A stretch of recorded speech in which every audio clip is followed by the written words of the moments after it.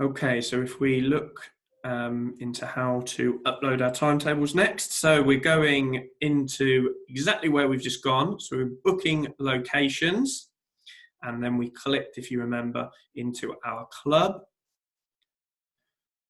and we go into weeks. Now, in this case, I've been running the Warmly site for a long time, so there's a lot of different weeks to choose from. These are all old. But if we click, what we will do to add a new timetable, is clicking Add New here on the top right side. Okay, so we click Add New. First and foremost thing to do then is select the week commencing that you intend the timetable to be relevant for. So if I was uploading my May half-term timetable, I know that that is relevant for the week commencing May the 25th, 2020. So I click on that. And then I am selecting here. So what the options I've got are obviously seem overwhelming, but we need to ignore most of these rows. So we don't want a breakfast club, we don't want a weekend club or an after school club for the younger or older age groups, and I don't want a teen fest. At the moment, we're just looking at how to upload timetables for holiday clubs for both the younger age groups and the older age groups. Okay, so that's in this case, that's for my clubs, that's the 3 to 7s and the 8 to 12s. Okay, it works the same if you were doing an after school club timetable or any of the other timetables. But here we're just going to look at how to add the younger and older holiday club timetables. Okay, so what I'm going to do is I'm going to make available 2 activities in this case, in both the morning, and 2 activities in the afternoon as well.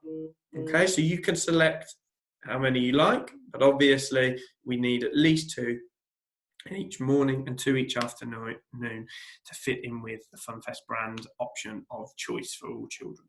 Okay, so we're going to, in this case, simply select to add an activity in the morning. And again, so we've then got 2 spaces available on the Monday morning for activities for the younger children, and we'll do the same for the older children timetable. So we're opening at 2 activities. Okay.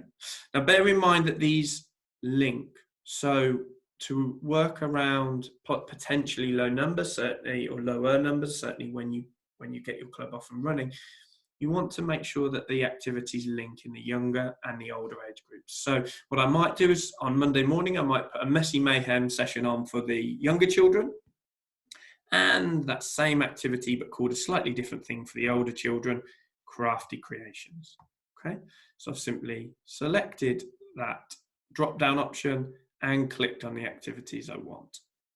Okay, so we've got Messy Mayhem, Crafty Creations, essentially the same activity, but running for 2 different ages at the same time. Okay, and the second activity I'm going to put on that Monday morning, we've got 1 indoor activity. Let's hope for sun, and let's put an outdoor activity on. If we don't get sun, we can always use the school hall. So let's look to put a sports action session on. Okay, sports action for younger children, sports action for the older children. Now that morning is nearly done. The only thing I need to do is decide how many spaces I'm going to open up.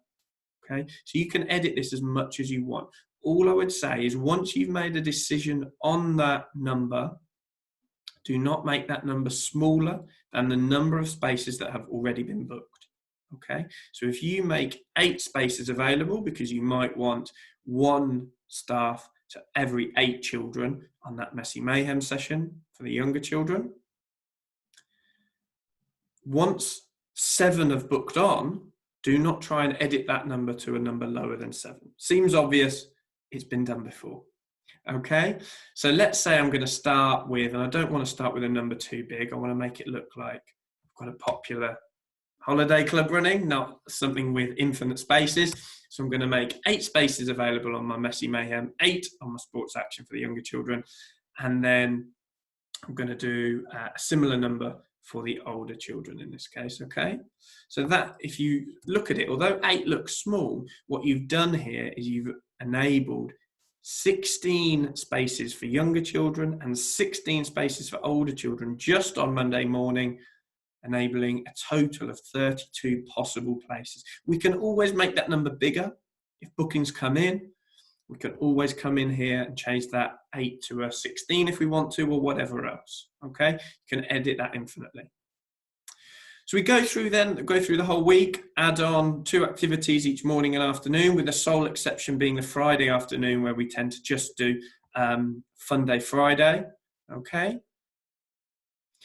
So that would just be the 1 session, but other than that, at least 2 activities each morning and each afternoon.